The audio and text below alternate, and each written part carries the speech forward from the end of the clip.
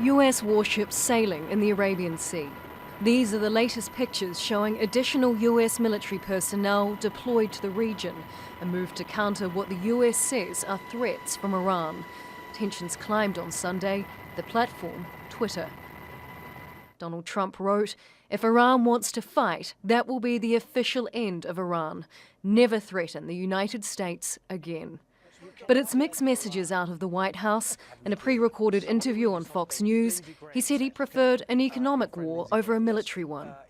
I want to invade if I have to economically. We've created a much stronger country economically than when I took it over. And on Thursday, he said this. President, are we going to war with Iran?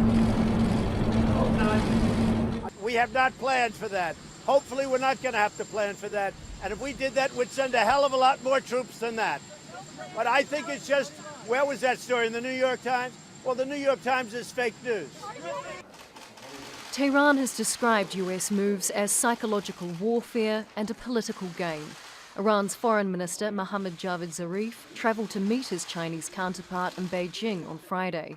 He later downplayed the prospect of a new war in the region, saying Tehran opposed it. The leader of Iran's Revolutionary Guard repeated Zarif's position. The Saudi Foreign Ministry issued a statement saying war should be avoided, but it will respond if Iran starts a fight.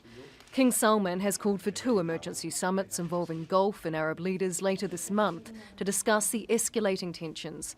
But analysts say talking won't work for Tehran, which wants the US to stick to the Iran nuclear deal or JCPOA.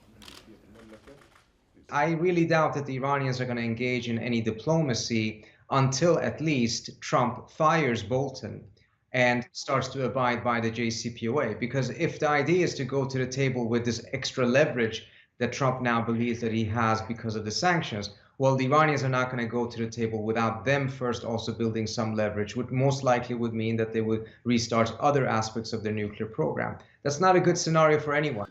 Iran-US relations hit a new low last year as Trump pulled out of the 2015 agreement and reimposed sanctions.